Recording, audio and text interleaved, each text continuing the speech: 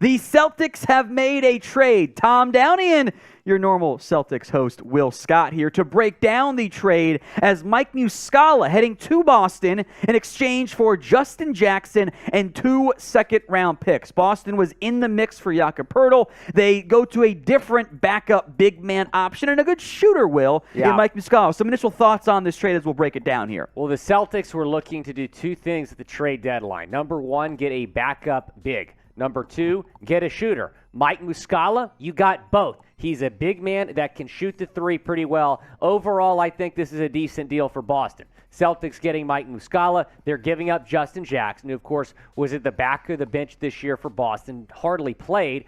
He was expected to get moved today. They're also giving up 2 second-round picks. We don't know what year those second-round picks are yet, but the Celtics did have 3 second-round picks this year, so they had some draft capital in the second round to kind of move around.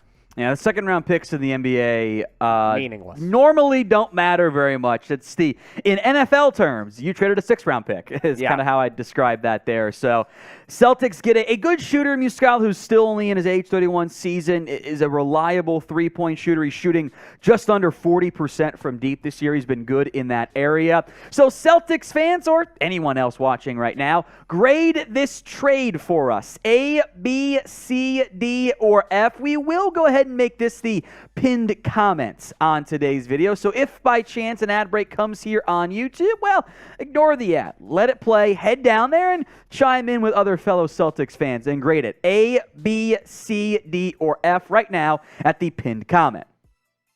Look at how Mike Muscala has done this year, Tom. You mentioned he's a really good 3-point shooter, just shooting under 40% from 3. I believe now he's the 3rd best 3-point shooter on the Celtics in terms of percentage there.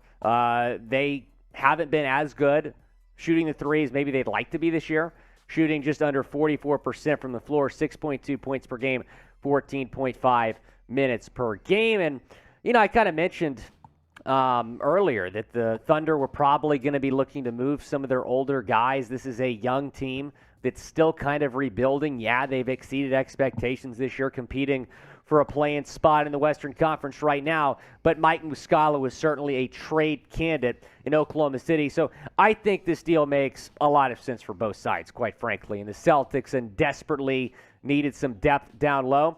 I mean, yeah, they won last night, but Robert Williams was out, Al Horford was out. You don't want to be in a situation where that comes in a playoff game and you're having to have Luke Kornet play 20 minutes. And Luke Kornet's done okay this year. That's not a shot at Luke Kornet, but Mike Muscala is probably just a better backup big to back up Al Horford and Robert Williams. We asked the audience here to grade the trade.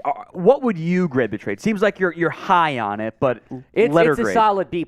I'm a little bit, a Celtics, a guy here at Chat Sports, a little bit disappointed they couldn't land Poeltl. But at the same time, Poeltl is a starting center. The Celtics did not need a starting center. You have Robert Williams. You have Al Horford. Mike Muscala is really what you needed, a good, reliable backup big man that can also shoot. Naz Reid kind of fit that description as well. Mike Muscala probably a little bit cheaper than Naz Reid. Naz Reid is still on his rookie contract. He's averaging over 10 a game. So I think this is a really good deal for Boston. Adds a lot more depth to this team. Kind of feels like they had a this is what we're willing to move there, but what could we get for that? And I think Muscala fits that a lot better. It is worth noting, Tom, that they did offer a trade for Poeltl. They offered Peyton Pritchard, they offered Danilo Gallinari, and they offered a couple second-round picks. The Spurs declined. San Antonio, they're in rebuilding mode. They're in tank mode. They probably wanted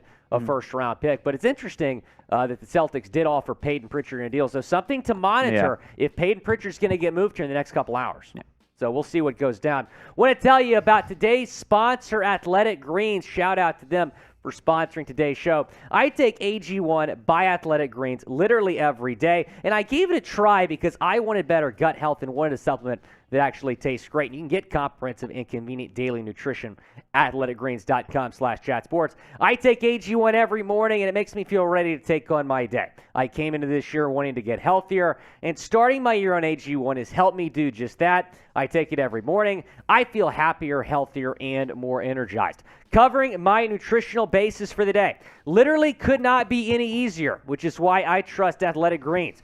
I just mix one small scoop of AG1 with water and drink it first thing each each morning. Done. Also like that it costs less than $3 a day. It's pretty good if you ask me. It's a really effective daily habit with the highest quality sourced ingredients. Win-win. If a comprehensive solution is what you need from your supplement routine, then Athletic Greens is giving you a free 1-year supply of vitamin D and 5 free travel packs with your first purchase. So go to athleticgreens.com/chatsports. That's athleticgreens.com/chatsports. The link is in the comments and the description of this video. I've been taking AG1 now a few weeks. I already feel the benefits. And, you know, I find it really interesting, too, that it helps me feel more energized because before I was drinking soda to try to get my energy up. But AG1 is a lot better for me than maybe having a soda every day. AG1, I really feel a lot better taking it every single day. athleticgreens.com/chatsports as we go back to the trade details here. You know, Tom, the Celtics right now are in a good spot in the East. Number one in the Eastern Conference right now.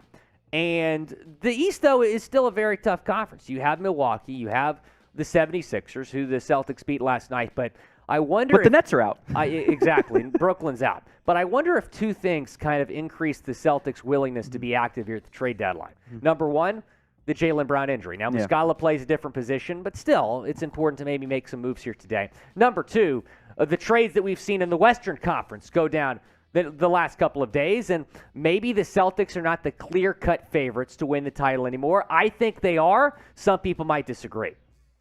I think for the East, yes. I think the West, I would lean Suns, and I think I'd take the Suns slightly over Boston because it's Booker, it's KD, it's Ayton, it's veteran Chris Paul in there. So I think Boston doing a good job to acquire a backup big. I do wonder if they're done at this point. That's something we'll monitor, and we'll keep you guys covered on because you can subscribe, Will, right? Yeah, absolutely. Be sure to subscribe to Celtics Today. We're going to have you covered. And Tom, I don't think the Celtics are done making moves today. I do believe they will make another move by the trade deadline, so be sure to subscribe to our Celtics channel, youtube.com/CelticsTV. We're going to get you guys another video if the Celtics make another move. Peyton Pritchard again, a name to watch. Danilo Gallinari, a name to watch. And they're in a tough spot right now with Gallinari because he has not played this year. He tore his ACL playing in Europe last summer. He's been with the team. You know, some guys that get hurt aren't really around the team very much. Gallo's not been that guy. He's been in the weight room. He's been in the training room rehabbing at the Celtics team facility. So I don't know how I would feel about trading Gallo when he's been rehabbing, when he's been hurt. Very, very slim chance he plays this year. I would say that's going up from 0 to 1% that he plays this year just based on how the recovery has been going. But he's a name to watch as well. Now, the Celtics have addressed the backup big situation. So I don't expect them to trade for a Naz Reid or Nerlens Noel or anything like that. If they do make another move today, maybe it's for a shooter off the bench. Maybe you give San Antonio a call about Dougie McBuckets. I'm not sure, but certainly something to monitor as we once again take a look at this trade. Celtics getting Mike Muscala from the Oklahoma City Thunder. Oklahoma City receiving Justin Jackson, 2 second-round picks from the Boston Celtics. Go down the comment section, grade trade, A, B, C, D, or F.